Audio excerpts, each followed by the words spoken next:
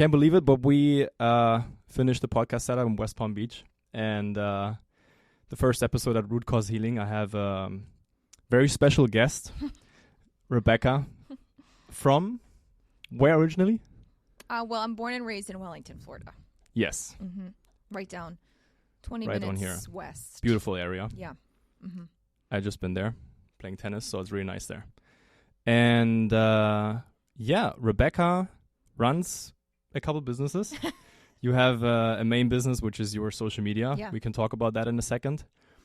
And Rebecca and I, we connected on Instagram. Mm-hmm. And Rebecca said hello a week ago. And then we were like, yeah, let's do a podcast. I think it would be very interesting for people to hear your story. People also I think a lot of people can resonate with your story. Yeah. So, because you have an autoimmune condition. Yep. So you can let us know a little bit when that started, how old you are, especially right now as well, because you're very young as well. Mm-hmm. And more and more young people get, unfortunately, autoimmune conditions. Yeah. Well, currently now I'm 28. The autoimmune condition that I have is Graves' disease hyperthyroidism. Well, I guess Graves' disease is the autoimmune condition side of it. And then I got diagnosed with that. That was back in 2021. So math is hard. If I'm 28 now, I was 24. 24? 2021? So 5 years. Okay, 23. 2020. I was 22. I was turning 23 in February. Okay. Because I got diagnosed in December, pretty much, of the end of 2021. Okay. And then I turned 23 February. Yeah. Okay. And what did you think for the first time when somebody told you that you have an autoimmune condition at the age of 22? At 22. Well, I wish, honestly, that I thought, how do I word this? I wish, I thought more into it than I did, because I didn't. Because it was very much a situation of, you really don't know what you don't know. And so if you're being presented at 22 years old, when you've been going through a pretty traumatic experience with it, of being in and out of the hospital 2 to 3 different times, and all of the symptoms that came with it, and just watching your life drastically change in front of you, especially for me, because I was an athlete my whole life. So I was very big on the way that I look, the way that I present myself, and when you watch yourself deteriorate almost in front of your eyes, especially someone who is kind of hyper focused on the way that they look, which I am. Yeah. I'll say that clear as day. Sorry. No, I appreciate the honesty. But it was hard. That was traumatic in and of itself, to see yourself lose the muscle, lose the hair, your skin looks different, you look different. And so, I wish my 22-year-old self took it more serious. Not that I didn't take it serious, but when you have a professional in front of you just being like, oh yeah, take the meds and you'll be good, and it's a thyroid condition and it's really common, and you can get it removed, or we can see how the medicine works, and that's it. You're just like, okay, I just take the medicine and I'll be fine. Yeah. And it'll go away. That's what I got from it. So I wish that I essentially did. I wish what I did and started doing probably a year and a half ago, I did it back in when I was first diagnosed, because I think I would be, one, probably healed by now for sure, but then I go back and forth with it, because the only reason why I'm literally sitting here today is because I've been going through it for 6 years, and I have the platform now to talk about it and to hopefully help just one person out there that has it to feel a little bit better. Yeah. So I go back and forth with it for sure, but yeah, I wish I took it more serious, and then I wish I knew more about the condition and how it's not your thyroid at all, really. For the most part, it's a lot of different things that make your thyroid freak out, which a lot of different things come from a lot of different people who can help you with that. Not so much the person in front of you so-called an endocrinologist. I don't know what I can and can't say on here. You can say everything pretty much. So yeah, a so-called endocrinologist just being like, here's medicine and good luck, or we'll get it removed. So yeah, you also had a reel that said basically endocrinologists are basically useless. Yeah. I stand 10 toes on this camera. 10 toes on that statement. Useless. Yeah. Useless. Why is that? Well, I mean, I can always only speak from my personal experience, but I also then have someone I can also speak for, which is my mother. Yeah. And then I feel like now, just with the videos that I create and the amount of comments and the amount of people struggling and confused and hurting and feeling lost and just not like, it's how can so many people with this condition, we all feel the same way about a very specific profession. Exactly. That means there's a problem within the profession. Yeah. I'm not saying, I mean, when people comment and be like, oh my God, like my endocrinologist XYZ, I literally am like, great. Like, it's not a bad thing. Please, you found the diamond in the rough, honestly. Like, don't leave that endocrinologist. If you feel like they're actually helping you, your levels, whatever it is, and they listen to you, stay. Yeah. Because there is probably a handful of good ones out there. And if you have one, stay. That's amazing. But I promise you, the other 90% of them are not. Because I see it firsthand myself.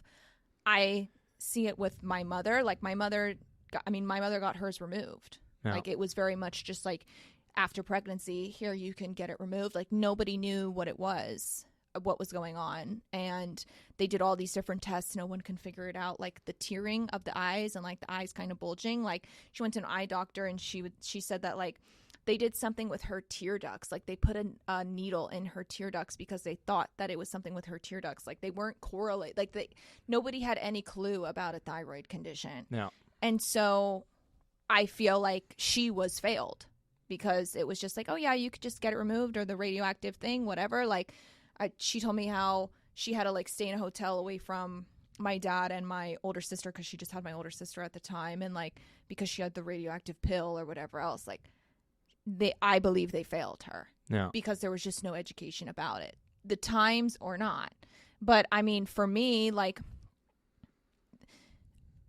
kind of like I said when you asked me how I felt when I got diagnosed, like, it was, here, take methimazole, let's see if it works. If it doesn't, you'll get it removed. Like, that's useless behavior in my opinion. Like, I didn't know anything about it. You're not telling me that, oh, Rebecca, by the way, this, that, and the third. Oh, by the way, Rebecca, like, we've maybe heard that gluten can help. Like, why don't you try it? Or, by the way, Rebecca, like, your hair's probably going to start falling out. Why don't you try supplementing with X? Or, by the way, Rebecca, like, you're going to really feel anxious a lot and walls are going to start closing in. You can just be watching a TV show and it's just going to come on like an episode. Why don't you try lemon balm? It might help you. Nothing. Yeah. Nothing. It was just, here's methimazole. Best of luck. We know it's not going to help you, and we hope to get your thyroid removed. And you felt worse, right, on methimazole? Okay. I don't know. It's hard, right? I don't know. Yeah. I genuinely don't know how to answer that. And I say I don't know because, honest to God, I don't know if it was like my youth or whatever it was. But when I started taking the methimazole, I mean, I felt drastically better, of course. Yeah. But when it came to when I turned 26, so 2 years ago, right, because I got off my parents' health insurance and I didn't want to get health insurance. So yeah. I felt pretty good.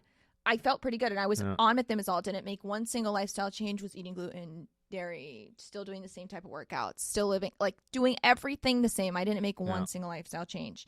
I was good. My neck looked fine. Like, I felt better. But so I was like, okay, I'm going to get off my parents' health insurance. I feel good. Like, what do I need methimazole for? Yeah. Because again, nobody educated me. The professionals in the profession never said, this is almost like a lifetime condition as to where, like, no, you need the methimazole to keep your thyroid under control, or you need this, that, and the third. Call me a naive or not, but I don't know what I don't know. Yeah. So if I feel good, I'm not noticing anything about any previous symptoms that I've had because they were pretty extreme. Like, what do I need the medicine for? I don't want to be on medicine anymore. Yeah, of course. So I got off the medicine. I didn't see an endocrinologist for a long time until I got a thyroid storm. That probably like 4 months later. So to answer your question, did it help me? Of course. I mean, with Graves' disease and hyperthyroidism, it's the heart rate. That's the scary thing about it. Yeah. But it's like, it almost proved to me like, okay, this is just like a mask, because in my head, if it was a thyroid, like a true thyroid condition, and if I'm taking these medicines to help the condition, how come I feel good? That would mean I go off of it, and then I'm now in a thyroid storm back to how I felt in 2021. Yeah. Like the math didn't math. And also what's interesting, people that get on thyroid medication, they sometimes also think it will fix something. That's what I thought. But it doesn't. Correct. And the doctors also don't really tell you. They don't tell you anything. Yeah. Or at least mine didn't. And I went through 4 endocrinologists. And you're telling me not one single endocrinologist out of 4? I could get it where if I only had 1. No. Yeah. I experienced 4 too many. Yeah. And that was enough for me to pretty much come to that consensus of like, none of you can explain it. None of you can give me any type of lifestyle changes, like nothing. Like, just tell me to walk more. Tell me to blink 20 more times. I don't even care at that, like give me say something. anything, say anything. And it was thimerosal or removal. Yeah. And the crazy thing is, it's like, it doesn't even matter to what kind of specialist you're going to. Mm-hmm. I mean, I went to a neurologist because of my brain fog, and she prescribed me antidepressants. Yeah. So I'm like, what the hell is this? Yeah. So they don't even ask you how you sleep. They don't ask you how you eat. Nothing. They don't ask you what kind of stressors are in your life. They don't. Yeah. But the system is set up to be like this. Mm-hmm. So what kind of symptoms did you have before you got diagnosed? Like, how did you, I mean, you obviously felt, okay, there is something not going right now. Like, yeah. The biggest symptom was the throwing up. oh, wow. Yeah. Okay. Like, I was probably throwing up like 3 times a day. Like, I would wake up in the middle of the night, like 2 a.m, I would just throw up. I would throw up again when I would wake up. I would throw up again in the middle of the day. Like, I was just constantly throwing up. Like, it wouldn't stop. Like, it was every single day for like almost 3 months. That was my biggest symptom. Then plus like the constant going to the bathroom, which is like one of the main hyperthyroidism Graves' disease symptoms. Like, I couldn't hold in food. And that was the big tell for me of like, something's wrong. Yeah. But again, with those symptoms, like, I'm not expecting thyroid. 1, I didn't even know really what a thyroid was. But 2, I'm of course expecting stomach, like something with my stomach, a virus, something like that. And that's why when I first got admitted into the hospital, they did a whole biopsy and they thought I had stomach cancer. That's scary. Mm-hmm. And then how did they come to the conclusion about the thyroid, just because of the blood tests that they did? Yeah, essentially like the second time, which was during Thanksgiving. So I was in the hospital during Thanksgiving for 4 nights, I think, 4 days. And I think it essentially came, like how they came to the conclusion of it, if I'm not mistaken, was just they kept doing blood work every couple of hours. Yeah. To see where my levels were at when I was sleeping, when I was up, when I would move, when I wouldn't, like, to compare all the levels. And then that's how someone finally came to the consensus of you have a thyroid condition. We think it's hyper, but you need to go do I had to like take a pill and they had to like scan or something my neck. And then that's how I found out I had Graves too. Yeah, it's really tough, especially when you're young and you did, what kind of sport did you do? Volleyball. Mm-hmm. And you did it also competitively, right? Mm-hmm. Collegiate. So it's like, I mean, we're both in the same boat with that, because I used to play professional soccer. So it's like, especially when you're an athlete and when you're like used to your body working and it doesn't work anymore, it's really hard. Or when like you are an athlete, so you eat all these foods that you're told like peanut butter and jellies and like everything like that to carb up and that's to do in the all US, the peanut butter and jelly. Yeah. I miss my peanut butter and jelly. But I mean, and eggs and all, like, you know, like all these things to carb up and pasta and things like that. And then it's just like all of a sudden one day you're like, wait, this might be contributing to something. And it's like, it's so hard to even get past that because you're like, I lived 26 years of my life eating gluten. Yeah. Never had an issue. Yeah. To this day, I don't think I have an issue with gluten, but something in my body does. But like, it's not like I don't think I have an allergy. Like, I don't think I'm allergic, but for some reason my body can't handle it anymore. And it's like, even something along those lines of like, how? Yeah. Like, how did we get here? Yeah. So. Yeah, it's interesting because some people can eat gluten their whole life and they don't have any problems. Yeah. Like we all have like grandparents that are doing relatively fine. Mm-hmm. But it's also funny when people say, oh, my grandma is like 95 and she was eating whatever she wants and she's perfectly healthy. Meanwhile, she's like on 3 medications and had hip replacements and knee replacements. I'm like, she would have been, or they say she died at like 95. She would have been like 120 with like a better lifestyle. Yeah. So it's like there are people that smoke their whole life and going to be like 95 or 100 years old. It doesn't mean that's good for you. Yeah. Like that's like a really weird argument. But anyways, it's especially when you're young. And then were you already running a business at this time when you were 22, when you started to get diagnosed, or when you had your health issues, or? At this time when I was getting diagnosed, I was a strength and conditioning coach. Yeah. So I was a Power 5 collegiate strength and conditioning coach at the University of Georgia. When I was finishing up my time at Georgia, that's when I started getting symptoms. Before I started my new job at USC Upstate in Spartanburg, South Carolina as a strength coach, it was literally that, like, I moved from, because with college athletics, when you get a new job, you're pretty much, you got to go in like 48 hours. Yeah. So it was within that short time frame of, oh, it's my last day at Georgia and I'm now moving to South Carolina for this new job, that I don't even think it was 24 hours and I threw up. Yeah. That's when I started. Literally pretty much my first day at my new job is when I started throwing up.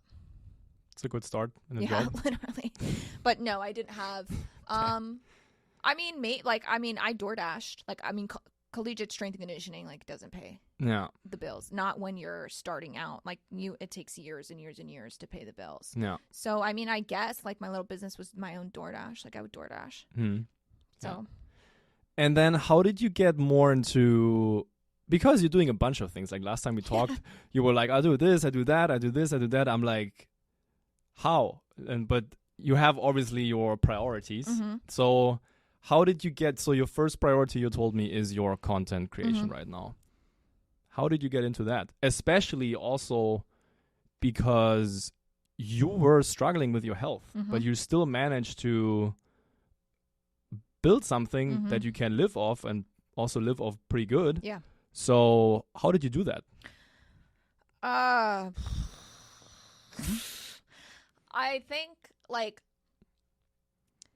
think it sent me into a lot of storms, into a lot of thyroid storms that I never wanted to acknowledge, probably until today. Like, this probably just took me a lot to say that out loud, because I would never say that out loud. Like, I would never. Now was the time. Yeah.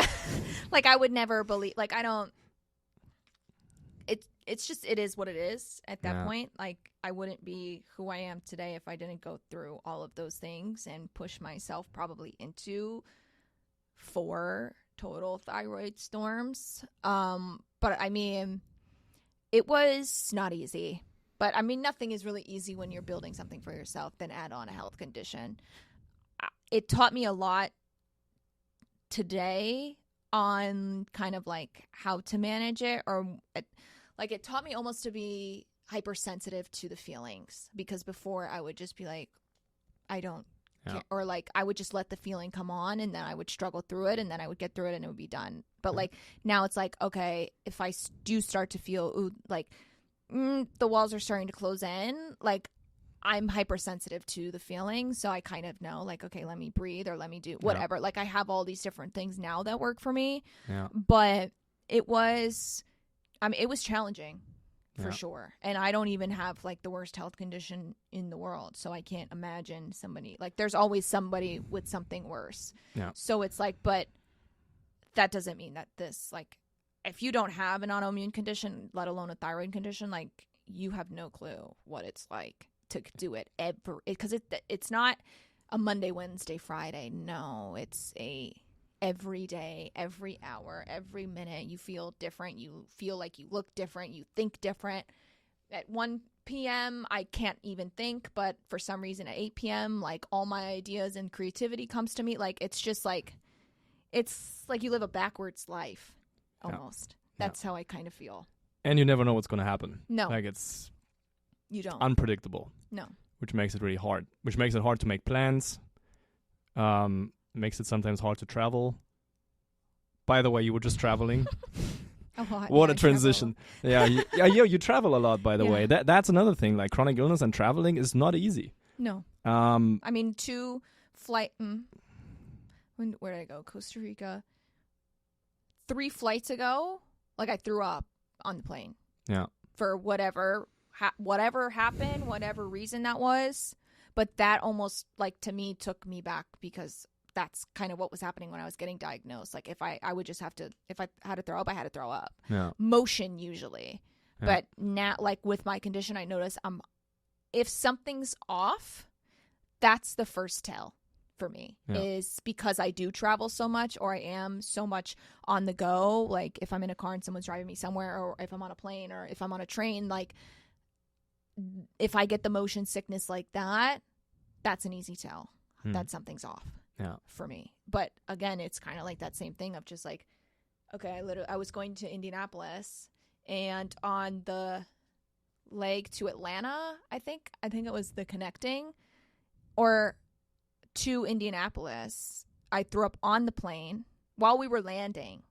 Like so now imagine like I'm like nice spread eagle with my feet, like trying to like stand on this plane while we're landing. I have like flight attendants yelling at me because obviously I'm supposed to be sitting down, but I have to throw up. Like, because we were literally landing. So I'm like I'm like trying to like throw up in the toilet. Like I'm like swaying. Like it was a mess. Like it was just such a mess. But then imagine like, okay, I went to Indianapolis because I had a film for the athletes that I help with volleyball, but then imagine like, that's just an easy tell right there of just like you would never know when I walked into that convention center of like what just happened 30 minutes ago on this plane. Yeah. But it's just like that's just what living life with an autoimmune condition is. And that's also the hard part because people don't understand because you look fine.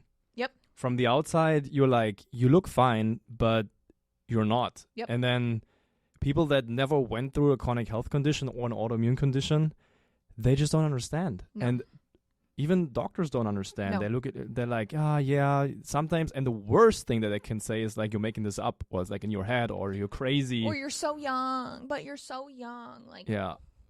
I know. I know.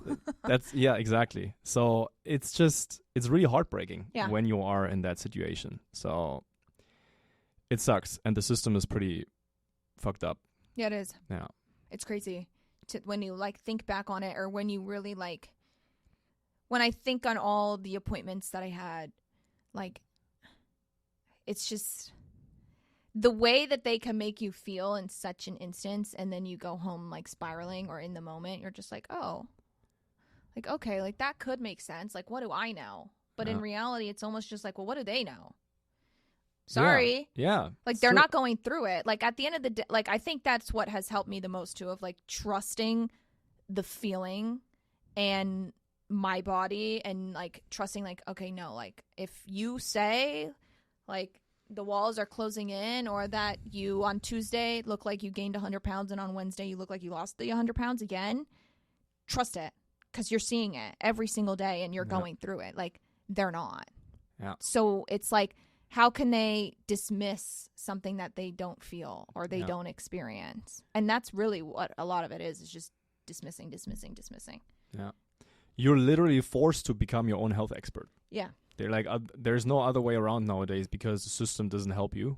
Yeah. And the crazy part is, even if you go, I mean, you can also talk about that a little bit, because you are not only obviously doing the conventional route and working with endocrinologists at this time.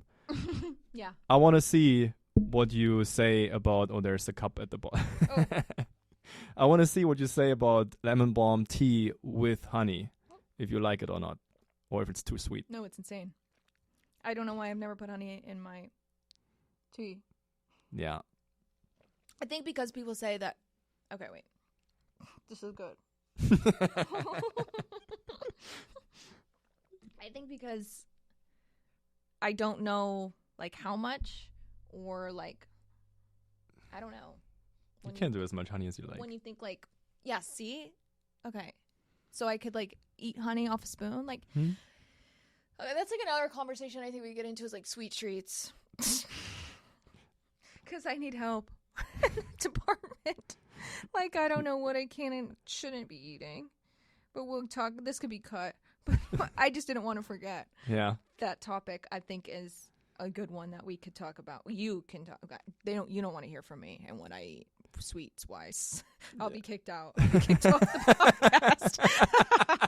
podcast. First podcast abort. Literally. Yeah. Yeah. So we can definitely talk about that if you want to, but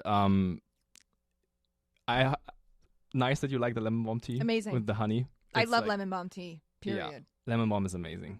Yeah. It's good for the thyroid. Yeah. It's good.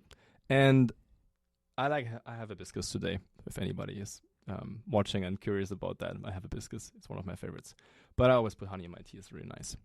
And so what I was asking is, you were not only doing, of course, a conventional route and endocrinologists, you were also going natural routes, or like trying naturopaths, a lot of blood tests.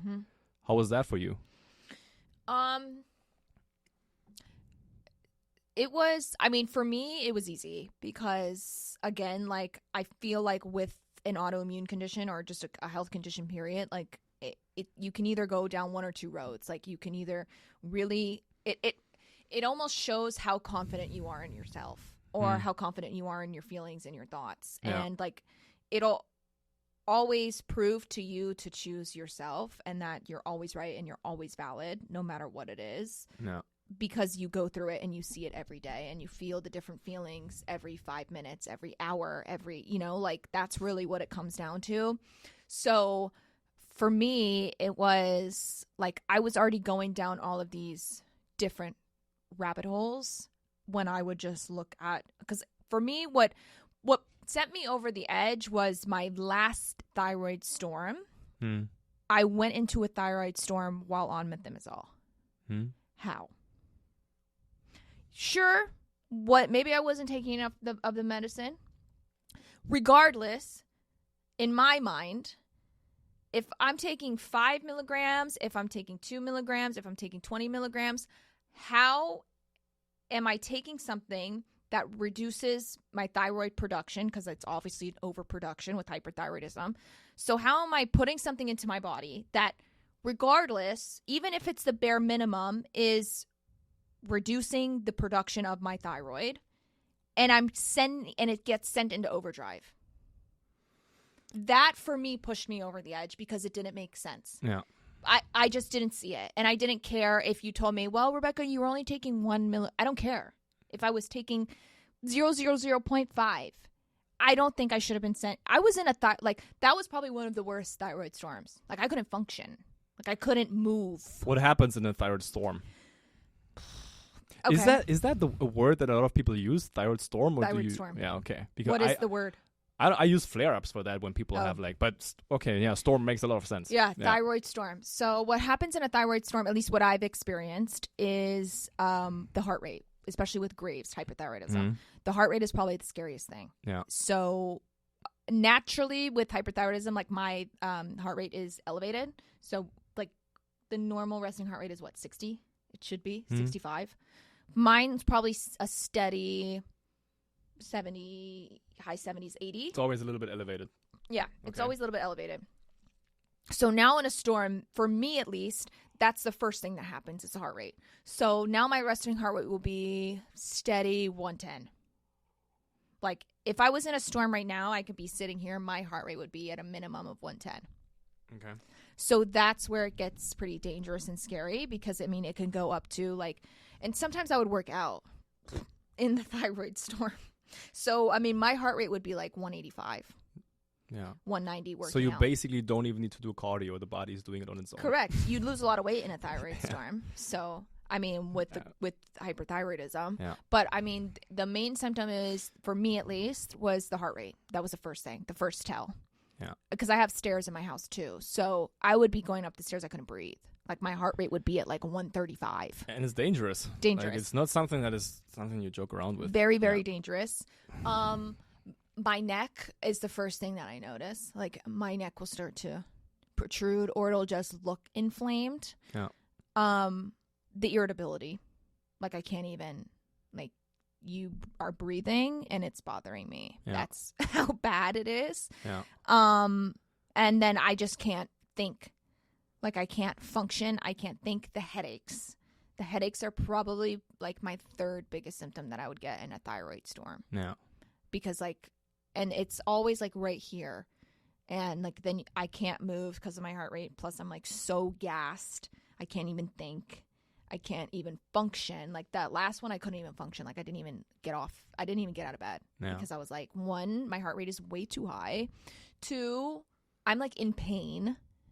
Physically in pain. Like, you are feeling it from head to toe. Yeah. So that's kind of just at least what I experienced within a thyroid storm. It's more than enough. Yeah. It's really a lot. Mm-hmm. So that's crazy. And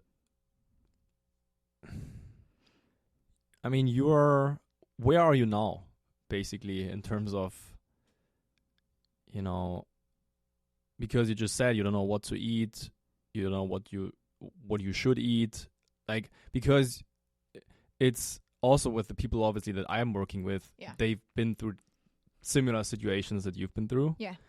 And there's just that's the problem also, the more you get into alternative health as well, the more opinions you get. Yeah. And it's like frustrating mm-hmm. for a lot of people. So how is that for you? Is that something that you experience as well? Mm-hmm. That you're like, what the hell? For me, like, when I was going down the major rabbit holes, and I was still under an endocrinologist care when I was doing all the rabbit holes. So what was the most frustrating for me was I would bring my concerns to somebody who I thought was the professional in the room, who should, in my opinion, bare minimum care about what I'm asking, and if, like, or acknowledge what I'm asking or the thoughts that I have or what I saw, regardless. Like, I think that's just the standard bare minimum, my own opinion, which I'm entitled to. So, like, that would be the most frustrating for me, because I would be like, okay, but, like, what about I see with, like, the pituitary gland in the gut and the liver, da-da-da-da, like, can we get some of these things tested? Like, I don't know. Like, I was to the point where I was like, okay, if thyroid production happens also in the pituitary gland, like, why does mine go so far out of whack? Like, I was to the point where I was like, do I have a tumor? Like, do I have something pushing against, like, I don't even know if that could be correlated or even a thing, but that's how far it almost pushed me, as to where it's like, nothing is making sense, and what you're doing for me isn't making sense either. So it was just like, is there something, like, do I have something wrong with the pituitary gland? Do I have something, like, all these things that are producing my thyroid? Well, I don't know why I did this, because they are producing my thyroid hormones, but, like, everything that was producing my thyroid hormones, is there something wrong? Yeah. Because they're overproducing. Yeah. Is something pushing on it? It's not, like, I don't know. And so for me, that would probably be the most frustrating part of it, is because not about, like, everything that I would see or read online, because honest to God, that got me where I am today, for sure, of just taking, because for me, it was just like, I can't get any worse. And what the endocrinologist is telling me in my head is the bare minimum. So it's like, you telling me anything, I would be willing to try it and do it, or listen and think about it at least, or consider it. Yeah. So the information out there, it can get wacky for sure. But I think it all just like kind of comes full circle of just like, how can you correlate it and trust what you're feeling is real and valid, and then put it with the information that you're kind of getting from multiple different sources, if that's how you're getting your information. Yeah, exactly. And yeah, but it's getting exhausting because when you are on that path, you just like, at some point you're just like, I don't want to do these freaking tests anymore. I just don't want to like go to another specialist and another doctor and another whatever and do another MRI and CAT scan or whatsoever and ultra scan, and maybe I have a tumor in my brain, or maybe I whatever. Yeah. I was checking that. Yeah. So it's like, and at some point they're just like always looking at you like, we don't know. It's really exhausting. Yeah. Or they would be like, well, I mean, like, if we test that, and then, like, what if something, like, that's out of my scope? Like, what do you mean, what if? Like, if I have a tumor, like, or whatever it was of my extremist mind, I want to know. Yeah. Like, I don't give a fuck about what you feel. Yeah. Like, I care about what I go through every day. Yeah. So, God forbid if I did, of course, I would want to know. Like, what do you mean? Like, oh, well, just so you know, like, when we start doing these tests, like, if something, like, that was literally said to me, like, well, the more deeper we go, like, you don't know what you can find. Like, what? Is that the point? To find something? Like, not necessarily, like, I hope to God I don't find something, of course, but it's like, when you're pushed that far of being like, how does this keep getting worse? Yeah. And, like, how can my neck grow that big? Or, like, something's wrong. Yeah. So it's like, I'm going to do everything I want to do to try to figure out what's wrong, because, again, I deal with it and live with it every day. Yeah. So it's like, who are you to tell me, oh, but, like, I don't give a fuck. If we what? Like, we're going to do the test. And if not, somebody will. Yeah. Oh, you had that one story that you told me that you were making a story or an Instagram video about your endocrinologist, and she just she dropped you. Yeah. Yeah. She dropped me. Yeah. Because I was going down rabbit holes, and I kept hearing reverse T3, reverse T3, reverse T3. Never, ever, ever, ever have I ever had a reverse T3 tested in my life. Maybe when I first got diagnosed. I don't even think I did. I think it was the TSI that I got tested. I don't know about anybody else. Me and my 4 endocrinologists and hundreds and thousands of people who comment on my stuff who say the same thing. TSH, T3, T4. TSH, T4. TSH, T3. Like, that's it. That's all you're getting tested. But I kept on TikTok, honestly, going down rabbit holes. Like, yeah, of course, you use every avenue. Anything. Yeah. And everyone's like, okay, your thyroid antibodies, your reverse T3, your TSI, your TRAB, your this. And I'm like, I've never heard of this in my life. Yeah. Nor have I ever gotten it tested. Why? It's a part of a thyroid panel. No. If you're an endocrinologist and you're trying to help me with my thyroid, and I'm trying to get down to the bottom of something, why are you not testing antibodies? I don't know. I'm not the professional. You are. Yeah. So what are we missing here?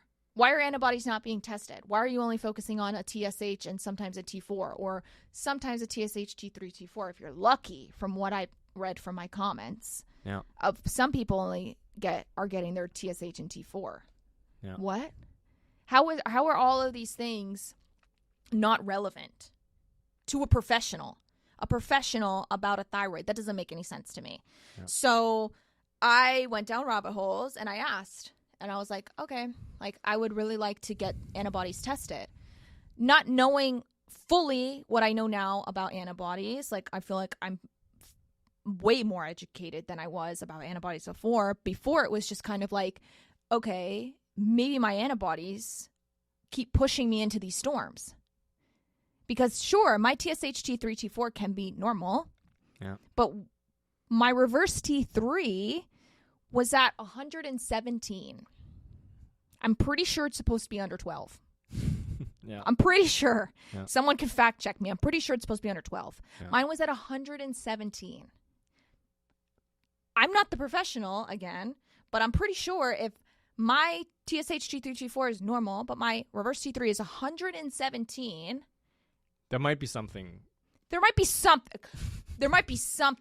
I mean, unless you're a dumbass. Like, there might be something, right? Yeah. So, I didn't get my reverse T3 tested from that endocrinologist because she dropped me because she said no. She refused to test my reverse T3. So, I made a video about it. It's still up. I'll never take it down. I don't care. And I pretty much was just like, no one has more audacity than my fucking endocrinologist. Yeah. And I essentially said why and showed I didn't show the practice. I didn't show the doctor. Nothing. Yeah. Because I know a little bit about legal. So I didn't show that. But I just said exactly what happened. Yeah. And she didn't like it because whatever. Sorry, I can't help you if you're insecure. That's not my problem. So, I made that video because I was pissed. I mean, who are you to say? I pay for the blood work. Yeah. What do you mean you're going to say no? It's a part of a thyroid panel. I'm not asking you to test, like, I don't even know, something that has, like, something about my toenail. No. But even if I did ask, I'm paying for it. So it's like, you don't want to actually backtrack.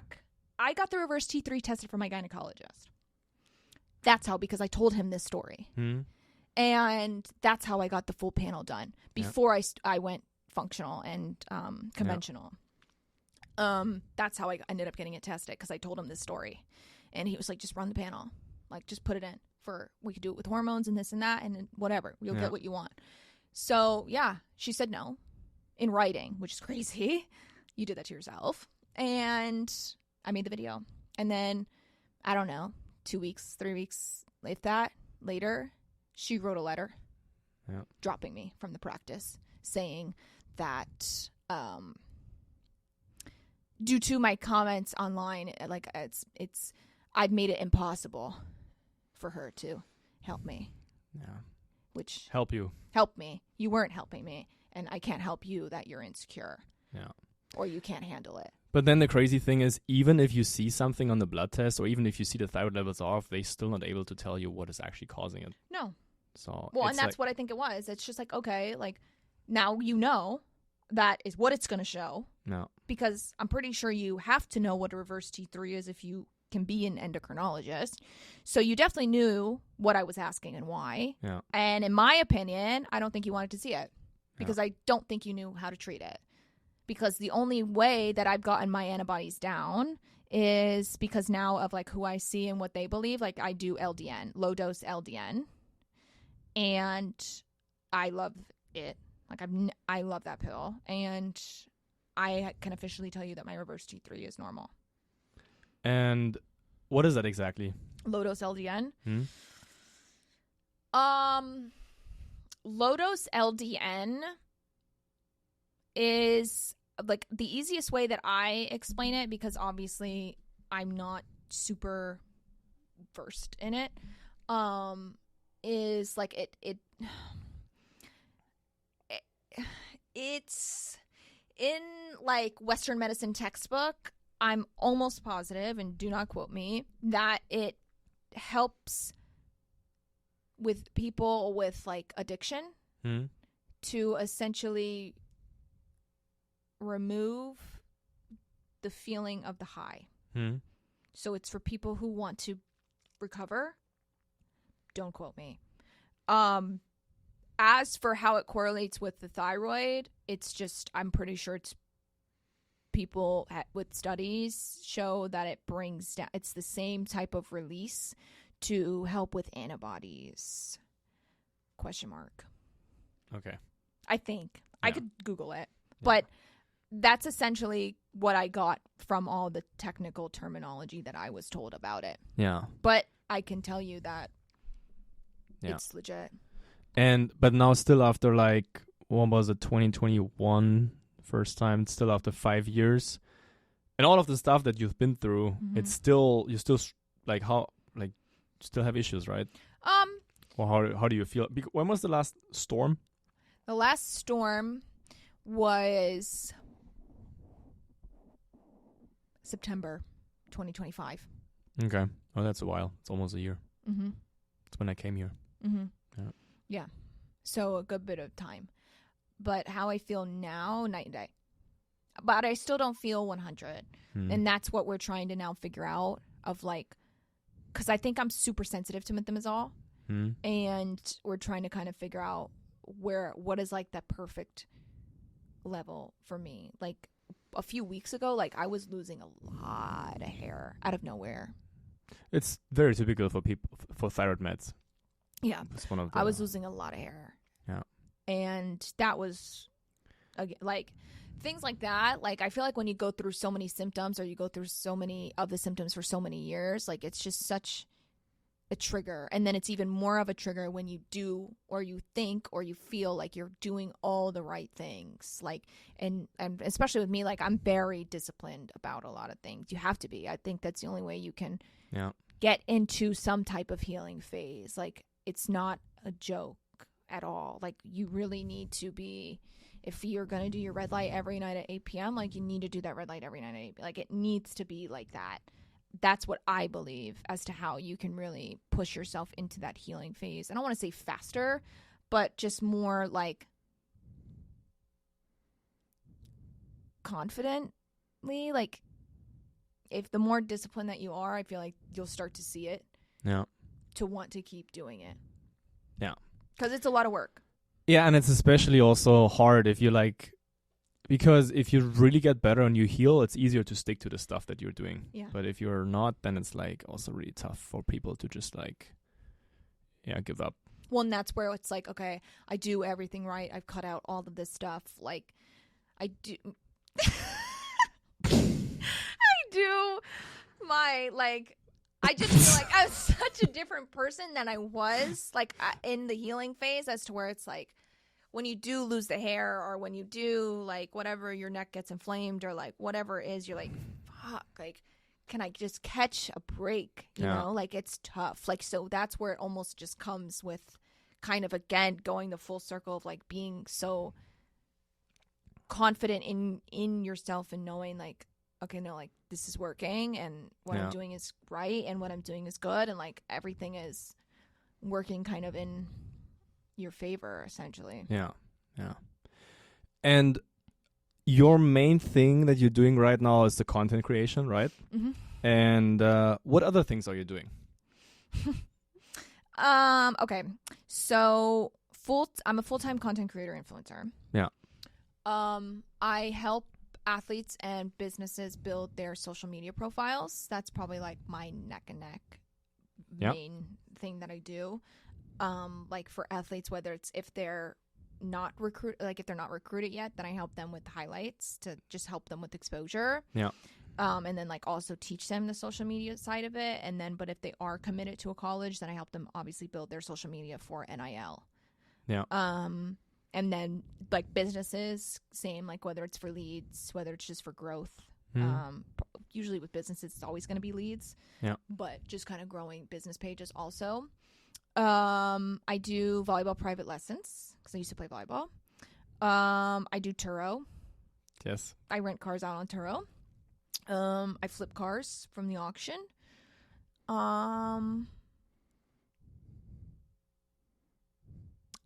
I sell things like on Macari and stuff. Yeah. That's it, I think, for right now. Yeah. Probably ask me in a week and something will be added. Something pops up. Yeah. Mm-hmm. Yeah. So yeah, you're not getting bored, that's for sure. No. But do you need the change all the time and getting the variety in of like, because you're doing so many different things? Or is it just because you have so many interests and you just like, I think, yeah, I don't think it's necessarily like, I don't get bored easily, like in something. Like I've never had that issue of just like, oh, this is getting boring, let me do something else. I've never really had that issue. I think it's more of just like when you are an entrepreneur, or maybe it's just like a personality flaw in me. Like I don't say no, because for me it's just like, but what if I say yes? Yeah. That's my mental There's issue. always the opportunity. Yeah, exactly. There's always something. Like, and I don't know if that's like a mental disability because like undiagnosed, walking around undiagnosed. Yeah, undiagnosed. Like I can't say no, like because I'm just like, well, what if I say yes? And what if, and like, I think I chase that. Yeah. I don't think it's a problem at all. Yeah. But like, I think that's what it is for me. Yeah. How can anybody make money on Turo?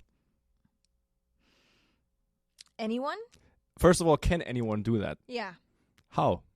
Well, you just need to have a car, whether like it's, a car that you don't use, or if you just have like an extra under, like I do cheap cash cars. So under 10 grand, cash car. Cash car meaning you buy it outright. Like you don't want to have it as a lease. You don't want to have it financed. It will not work out in your favor. So you want the cheap cash car. You want a cheap cash car. Cheap is the key word because you don't want to care about this car. Yeah. And the cheaper, the better because of, it's a rental. So you're going to need to do your oil changes every X amount of weeks. You're going to need to do new tires, new brakes. Like you want the maintenance to be cheap. So, if you have a car that you don't have a personal tie to, a lease or a finance, or if you have an extra X amount of money that you want to invest into a car to put on Turo, you can make money. And let's say you pay 10 grand for a car. Yep. How long, or you did that probably, how long does it take you to be cash flow positive? I would say an average, like 8 months to a year. It could be sooner. Yeah. Because if it gets into an accident or if there are damages. Yeah, then how do they do that? Like, do they compensate? Like, I think I saw it in one of your videos or one of your stories where you can report something and then Turo's, or the person has to like pay you, the person that used the car, or how does it work? Turo pays you out. Okay. So like Turo is essentially like an insurance company. Honestly. Okay. So, like, people can buy the insurance if they're doing a trip or not. Yeah. You have to have insurance. I have to have insurance. My insurance is through Turo, like for Turo House, which is called Tint. Yeah. And it's only like $55 a month. Yeah. So, if you have a tracker. Yeah. So, yeah, that's where it can, like, things add up. Like, if you give the guest the car with a full tank of gas and they return it with a half tank of gas, like, you can go and fill it up to the full tank and they get charged an extra $10. So like you make the $10. Okay. Which is probably nothing, but like it adds up. Yeah. Every $10, like when you're especially trying to do the return on investment and eventually make the profit, like every little bit adds up. Yeah. Or like an improper return if they don't return it to the right spot, or they leave the lockbox unlocked. Like I do contactless, so if they leave the lockbox unlocked, like that's an improper return. Someone could have stole the car. Yeah. So that's a fee. If they smoke, if it's really dirty, those are fees. Damages, you can report the damage claims and get paid out. Yeah. Would you say overall it works well? I love it. Yeah. Honestly, and I'm not even trying to blow like smoke up that realm of hustle. I love it, honestly. How long have you been doing it? 3 years. Now. Okay. Because I was like, when you were telling me like, yeah, I do Turo and then with Turo, and I'm like, yeah, what is she talking about? Do you know Turo? Yeah. Yeah. So it's like, but it's just because I'm not American probably. And I've just been here for like a year. But that was really interesting because it's a nice concept that everybody can do. Yeah. And it seems to work. Yeah. And especially with you, like you live so close to the airport, like PBI, that would be like, I don't even do airport pickup and drop off. Or like a lot of people ask me that question too. They're like, well, I don't live close, or like, I don't do this. I don't do it. Yeah. Because it's cheap cash cars. I'm not driving and dropping off my 2014 beat up Honda Civic, which is no shade to anybody with the Honda Civic. That thing will last you forever. Keep your Honda Civic. But I'm not going out of my way 30 minutes to drop that off. Sorry. Yeah. But an Escalade or like a bigger car or a luxury or nicer car, yeah. Or if I lived as close as you do to an airport, yeah, I would. And that's more money because that's a fee. Yeah. So you would, in this area closer to the airport, you would get like a better car? I probably, well, not necessarily, no. I mean, it doesn't have to. I'm just, because I'm like, 30 minutes away from Fort Lauderdale and I'm 30 minutes away from PBI. So like for me, that's an hour round trip for no reason. Like I'm not going to do it. But by the way, it's you're DJI so by the way nowadays. Oh yeah, DJI. Yeah. Let's not forget about the airport change at Palm Beach International. That it's now Donald. No, is it DJI? Donald J International. No, DTI. What is it? I don't have my. Oh, it might be Donald Trump International. DTI. Maybe it's DTI. I thought it's DJI. I don't know. Maybe we can look it up. International. But he had to do that. He had to change the airport name, and it was only costing $3 million. Casual. Casual. But just because of all the signs that they had to change and the electronics, it was just like, $3 million to change the airport in Palm Beach International to Donald Trump International. Yeah. Well, yeah, he had to do it. It was important for him, it seems like. Yeah. You could do Toro consulting basically, because do people do that? Mm-hmm. Yeah, it makes sense. Yeah, it would make sense to get somebody that knows how to do that. I was just interested in that because there's so many opportunities nowadays that people just don't know. There are. So you can literally get into a topic for 3 months and log in, and you know more than 99% of other people, and you can already like start to help people out and charge money for it. Yep. So it's like nowadays you don't really have excuses unless you have chronic health issues, and you can't really do it. Yeah. Depending on how bad you are, because you were able to do it as well, which is great. And but you're traveling. You were just coming back from Costa Rica. I've spent last year the whole month of May there, which was absolutely amazing. How do you like Costa Rica? I'm obsessed. Yeah. I'm drinking the Kool-Aid of Costa Rica. The what? The Kool-Aid. Oh, you know what Kool-Aid is? I don't think that you do. I think Kool-Aid. that if you read the back of a Kool-Aid container, you would probably have a heart attack. I don't think you know what Kool-Aid. It's fine if you. Is it like some Gatorade or what? It's worse. Okay. It's Next time I need to have it's like here. fruit punch. Okay. But like okay, what about Nesquik? You know Nesquik? Yeah. Okay. It's Nesquik but for fruit punch. Yeah. Or like juice. Okay. Like a lot of probably like red D40 or something. Yeah. Like all of your arch nemesis is probably. You know what's interesting is like people in the US think that, in Europe everybody is like, you don't have like the red 40 or whatsoever. Sometimes they think we don't have any processed food in Europe and everybody's healthy. Like we have the same health issues there as in the US. Yeah. The US is just like the worst, obviously.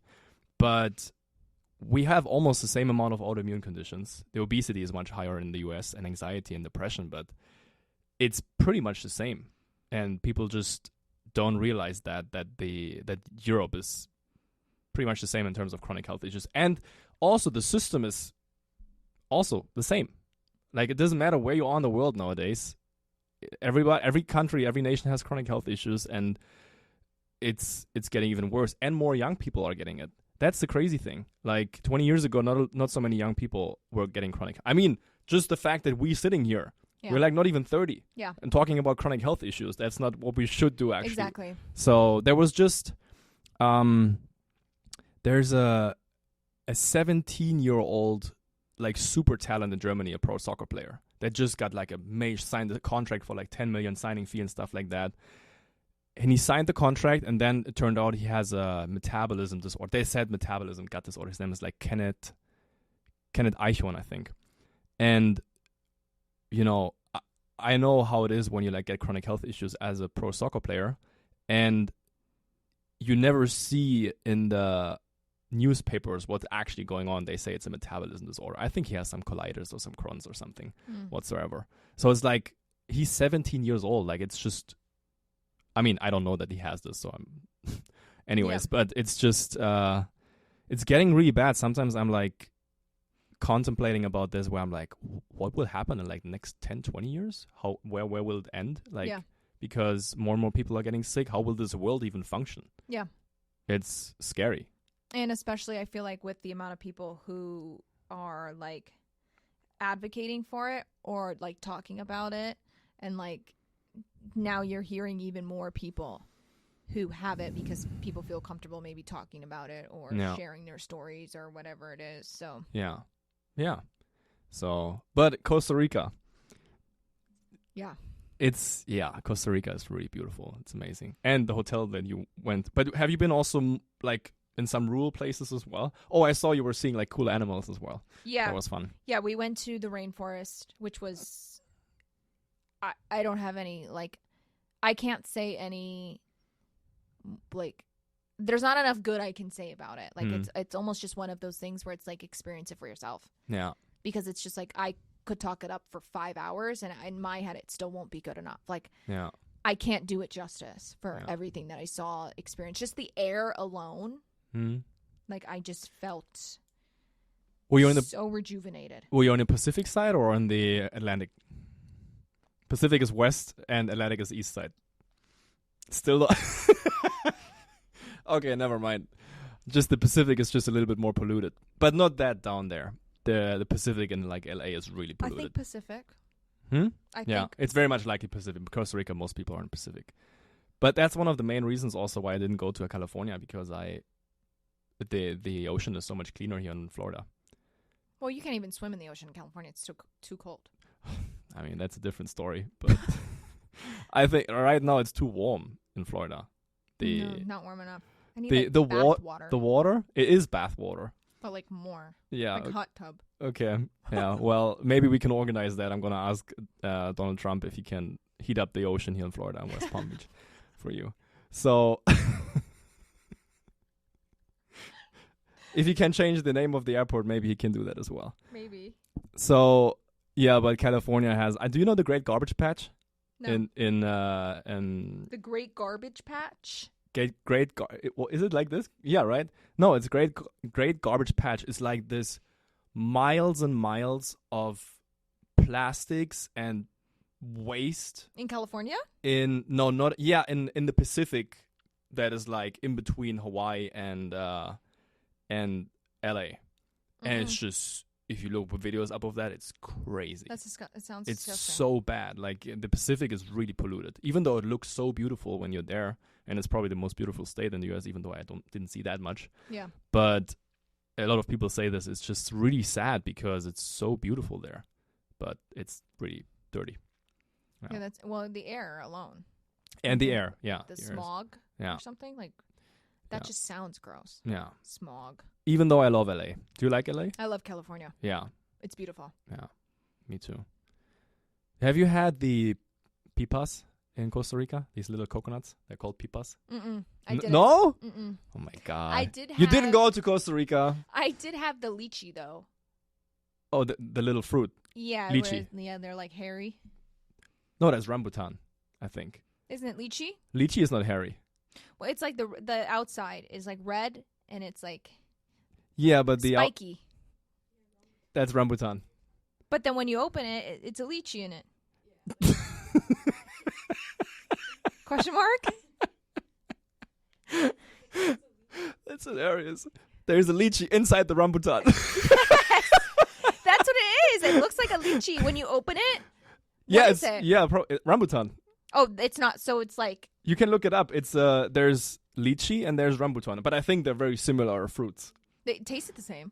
Yeah, probably. They just taste like candy. They're so delicious. Well, yeah, the fake lychee then I guess that I had, the lychee dupe.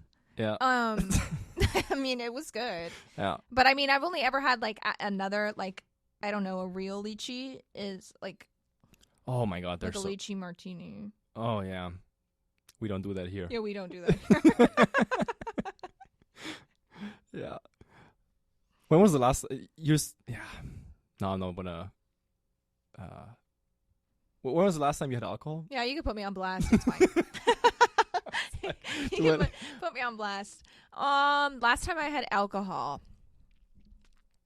Okay, well, what is your definition of having alcohol? Like a sip? Or like wine counts. Or like, does it have to be a full glass? Like, do I have to finish the alcoholic drink? Yeah, just any exposure to alcohol. Okay. Yeah. Like, even like penny alla vodka? Yeah. Okay. What's that penny? What? Penny alla vodka? Have you never had it? I'm. Oh. You've never had penny alla vodka? No.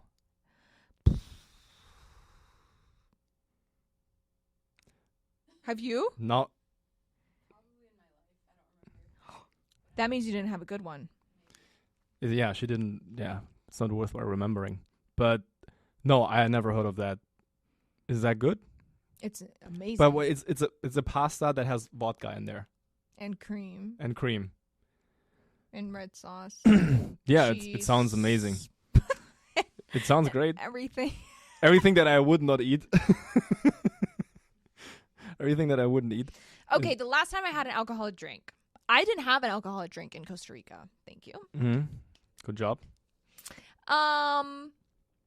3 weeks ago, maybe. Okay. It was red wine. Yeah.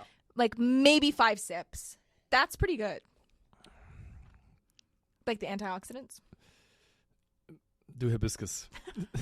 It's better. That's funny when people say, hold on.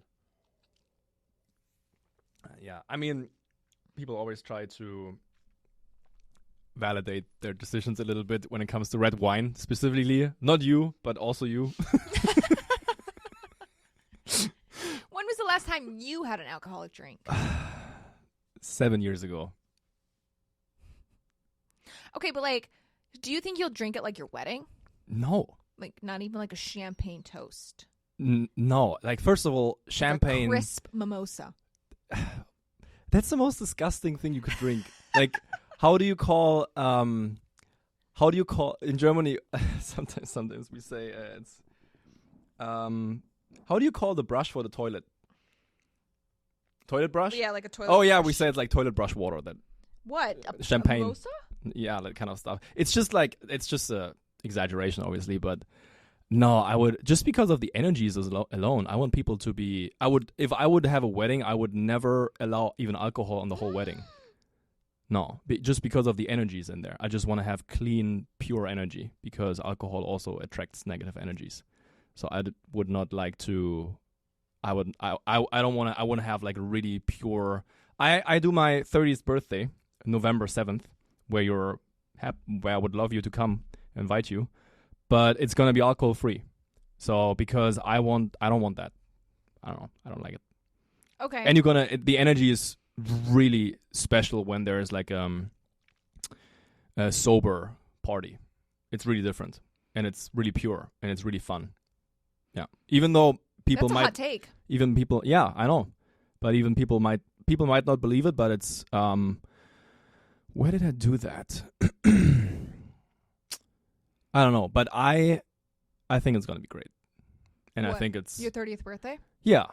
Anyways, and my wedding as well, but that will take a while probably, but until we get there. But do you think? Okay, so like, are you gonna have to try to find somebody?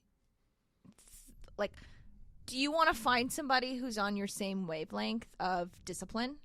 Oh no, I'm the podcast guest. Oh. No, it's great. Yes, I have to. Like, yeah. I think before you even get into any relationships, you have to be compatible. Do you think that they can, like, if you're with somebody who doesn't have an autoimmune condition or a condition, like, could it hinder your own healing if you have an autoimmune condition? Does that make sense? Oh, if your partner doesn't have it and doesn't understand, not necessarily doesn't understand it, but just is like, they can live their life. I don't want to say normal, but like kind of like just they can live their life like the way you see it on TikTok of like all these people like, yeah. I don't know, doing a bunch of Uber Eats or like the mukbangs of crumble cookie every single day with the new or every single week with the new flavors. Yeah. Like if I ate that now, I think my neck would be out to the wall probably, but like people do. Yeah. And it's like how I got compromised, I don't know, but okay, I'll take it.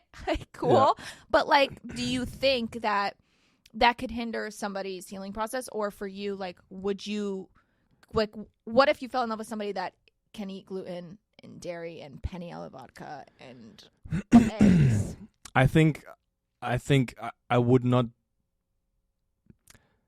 I think it wouldn't work. Because if I would be with somebody, I have to be compatible with them. They don't have to be on what I'm doing exactly, but they have to be open to what I'm doing. And respect it. And also for the most of the part, like also do it with me. Okay. Because I'm just like food is so important. Yeah. Like you talk about this every single day. If you have a problem with that, or if your partner is like, because I'm in pain in the ass when I go to restaurants. Yeah. So maybe you as well, and you Yep. like want to know what's in your food. Yep. And if you're with your partner and the partner is like embarrassed by that, like Yeah. I don't give a shit anymore what Exactly. anybody thinks when I'm about my food. Like I go to restaurants, I want to know exactly what's in there. Yeah. Because I don't care. Like it's my body, it's my health. I used to have chronic health issues. I don't want to go back there anymore again. Exactly. I want to have a clear brain and no brain fog on whatsoever. So, and if your partner is like always giving you a hard time with that, it's just hard. And then so many other decisions as well. It's about how to raise your kids. Yeah. If one person is like, no, I want to feed them this, I want to feed them that, you have to be compatible before you even go on a date with somebody. Yeah, like what if your wife wants to feed your kids Little Debbie's? Little Debbie's? What is that? Do you know what Little Debbie's are?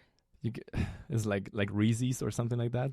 Worse, but better. Worse, but better. You ever had a cosmic brownie? Or a zebra cake? No. So the thing is, I'm never gonna try these kind of things. It's really funny that you're like, yeah. And we can't talk about this, unfortunately. What about a Pop-Tart? No. But you know what they are? Kind of, yeah. Isn't that something that people give their dogs and their cats very often? A Pop-Tart? No. What isn't that a little ice cream when they're No, that's a Pup Cup. Pup Cup, yes. No, a Pop-Tart is an American breakfast. Okay. So yeah, like I feel like I'm pretty well integrated, but this stuff I don't know anything about it. You should review those in your next videos. Here's a video idea. You should go to the store Yeah. and What's in there? Little Debbie's. Little Debbie's, okay. And All then another one should be Pop-Tarts. Yeah. And then another one should be, have you read a Cheeto Puff? I heard of Cheetos. I know what Cheetos are, I think. Yeah. Okay. Then Pop Cups. No, Pop Cups. Well, Pup Cups is just whipped cream, Yeah, okay. but that's dairy. Okay. Oh my god. Yeah, but no, it's like you have to be compatible. Like if you're not at least interested in health, I just it's impossible because my whole life is around that. Exactly. So it's it's just important to be on the same page about that. Otherwise, it can work for 1 or 2 years, but it won't work long term. Yeah. And that's why I'm also like, it takes me so long to find somebody, but it's okay. Yeah. Yeah. So it will happen at some point. But how is it for you? Because hold on, your question was if it can influence your healing if your partner never had an autoimmune or doesn't really understand. Mm-hmm. Because it's so hard to understand chronic illness if you're never been through it for at least once. Yeah. Because there's a certain amount of compassion that you develop for people that go through that. And it's just like so nice to feel that from another person. Yeah. And just like not being judged for anything, basically, with what you have going on. So, but on the other hand, I work with a lot of people that have chronic health issues and where the partner doesn't have it at all. And they're super sweet. Most of the time it's the women that have the sickness and the partners support them. And they're amazing husbands or like amazing partners. And I think it just depends on the partner, to be honest. Yeah. Yeah. So it can be yay or nay. Yeah. It can be really a trouble. Crazy story. I started to work with a woman from Switzerland, and she is really sick, like really chronically fatigued. Just had a baby. She broke bones in her back and stuff like that. Like really, really bad. And then she told me, my husband just left me because he and with a like 5 months old as well. And she said he's just not able to cope with this anymore. That's horrible.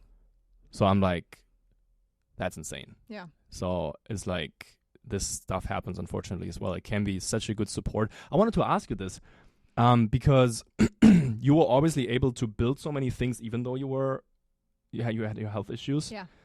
Have you had a support system? Yes. Yeah. Yeah. I mean, I can humbly say, like, but I think it's the Aquarius in me because I'm an Aquarius. Sure. So, like, I'm cool. I'm very, very independent. Very independent. Very, like, confident. Yes. In myself, for sure. So I think that is massive.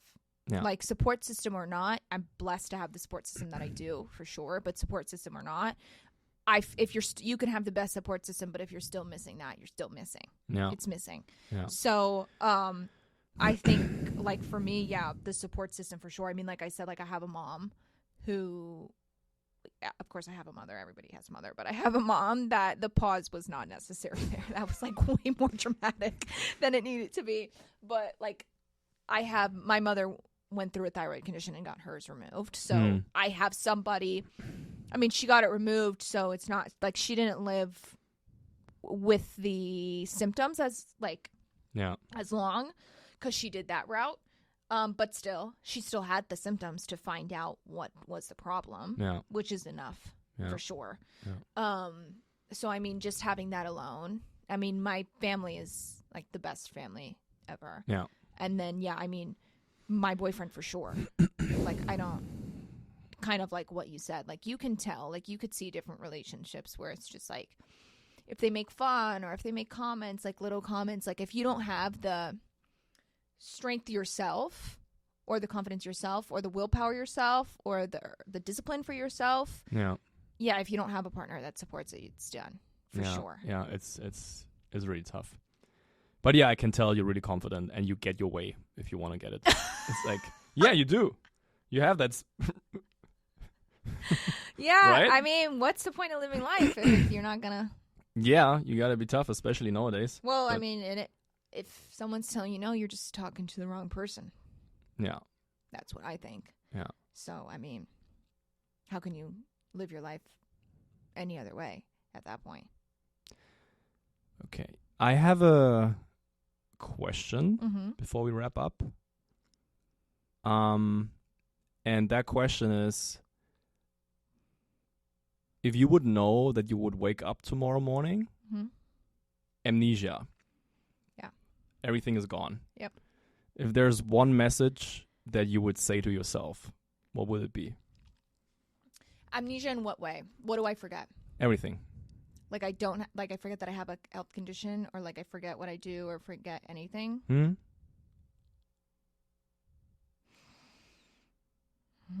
Blank sheet. Like, I'm healed? Oh. I didn't think about that in my question. If you're healed, that's a good. Let's see. If you're healed or not, it doesn't. Let's say no, you're not healed. But I just forget everything that I went through. Yeah. What I would say to myself? And like, it's more like a life advice thing. But also, of course, the chronic health issues are a big part right now. By the way, how would you define healed for yourself?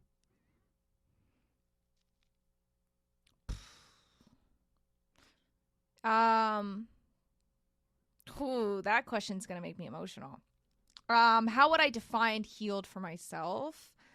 I think it would be like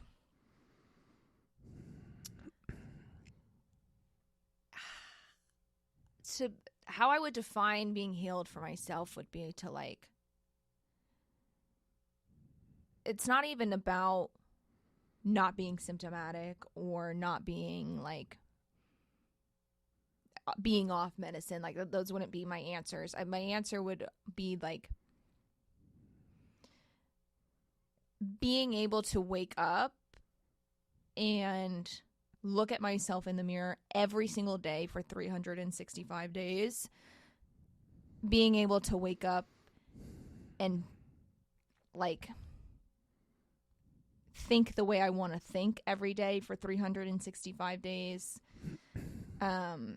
Those are probably my two biggest things of being like how I would define healed would be like being able to look at myself in the mirror every single day for a year and being like, I know her.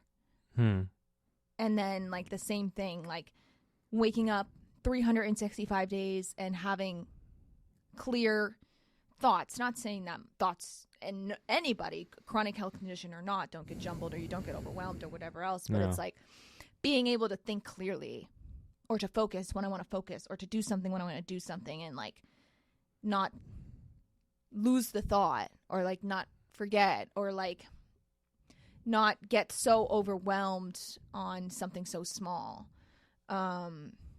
Being healed for me would be like not, I don't live in fear, but sometimes, like, because you do all this work, and especially with my life and how much I travel or how much I do things, like, I don't know, I stay in an Airbnb, it could have mold. Yeah. To the normal person, you don't even think twice. It doesn't affect you. It doesn't matter. Yeah. But to me, it's in the back of my head. I'm looking at air vents. Yeah. Like, I'm like, what am I doing? Like, I'm at an Airbnb, a beautiful Airbnb, whatever, and I'm wasting time looking at air vents. Like, bitch, go in the pool. What are you doing? You know, like, or that same thing, like. But maybe the pool has toxins as well. I was just about to say. And then I go into the pool and it's like, okay, the chlorine, like, how long can I stay in here? Like, I don't know. Like, not that I don't live in fear, but I have those thoughts for sure. And it's almost just like, I just want to be able to know that that it's not going to set me back. Yeah. That's healed for me. I think those three things, probably. Yeah. That's so basically looking yourself in the mirror and being happy with it. Every day. Every day. Because that's a big thing that I feel with a thyroid condition is like, if your levels are off, for me, if my levels are off, or if I'm in a storm, or if it's this or it's that, like, I literally sometimes feel, and maybe it's like mental or whatever, like a body dysmorphia or whatever you want to call it, but it's like, I know. Like, I know when my eyes maybe are a little bit bulging or inflamed, like if I'm in it, or my neck. Yeah. Or like if my face is just like so inflamed, or like I look inflamed, or like if I look like colorless because of whatever. I don't know. Yeah. It rained that night and I woke up and now I'm colorless the next day. Like, I don't know, you know, like these are things that I like. I truly believe that I look different. Not necessarily every day. That might be an extreme, but sometimes. Yeah. Like, I feel like every day something is different. Like, and plus with me with doing content, I could see it. So, like, I could see on Monday when I do a video and I look super inflamed and everybody probably sees it and they're like, damn, this bitch gained 30 pounds. But then I do a video on Wednesday and I'm like wasteless again. And I'm like invisible waist. And people are probably like, oh my God, this girl like photoshops the hell. No, like, it's just Monday I was inflamed and Wednesday this is what I actually look like. But Monday, for some reason, my body was pissed off. Like, I don't know what to tell you. Yeah. So, and that's hard. Yeah. That's hard for sure, especially as a content creator and seeing you look different every day, every week, a new video, or like, you can see it for sure, especially when you're going through it. Yeah. Yeah, it's stuff that normal people don't even realize how good they are when they don't have this kind of stuff going on. So basically, looking yourself in the mirror, not being worried, basically, about your day. Yeah. And not having symptoms. Yeah. That's what you described, basically. Yeah. Yeah. That's what it would be if... do you believe you can heal? Yeah. Good. I do. That's good. Not even a question. Yeah. I do believe that I can. And I do believe that I am. Yeah. That's good. Healing. I don't think I'm 100% healed yet. Because I think I still have to do changes that I've been trying to block out, like eggs, for example. That was a tough one, but I've been doing it. I mean, I had eggs in Costa Rica, sorry. But that was hard for me to stop eating eggs. It is, obviously, if I just had them in Costa Rica, it's hard. Yeah. Eggs are like, I like eggs probably more than the average person. Like, I could eat 3 times a day. Yeah. So things like that, like, that's a recent change, which I then have to start again. Yeah. Because I just ate them in Costa Rica. But eggs, I think I actually have to commit to being 100% dairy free and not like 70% dairy free.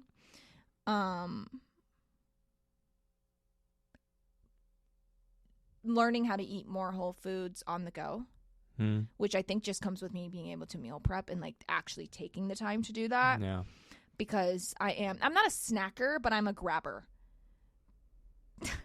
Like, if I know I'm going to have a busy day, or if I'm like on the go a lot, and like if I have whatever, like a bag of whatever and a protein bar and some grapes, like I'll just grab and go, like a chomp stick, a beef stick, whatever, and this, that, and the third. I'm not going to name anything. Like, I'll just grab and go. Yeah. Like, that is my problem, which I think that hinders me too, because obviously, like, I don't know, like, how do you feel about beef sticks and chomps? You know what chomps is? Yeah. That's the brand of it. Oh no, but not a Slim Jim. I don't eat those. Yeah, but there's nothing in there that is healing your body. Yeah. Like zero. Okay. So there's no antioxidants. It's nothing antiviral, nothing antibacterial. It doesn't cleanse your body. It's too high in fat. So it's like, yeah.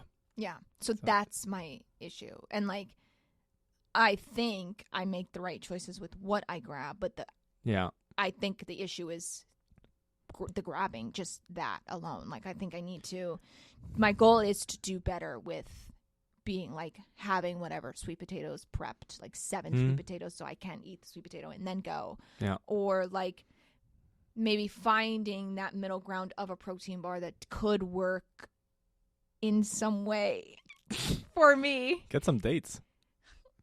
Yeah, like, see, it's like things like that. Like, like if you do the date with the peanut butter and the chocolate chip, it tastes like a Reese's. No, I want the Reese's. I wouldn't even recommend that. No, like, I want the Reese's. Oh, like, I don't want to date with this, that, and the third. But no, just a regular. Have you never had like a medjool date? Like a really nice, juicy medjool date? Have you ever had like a really nice, juicy piece of chocolate cake?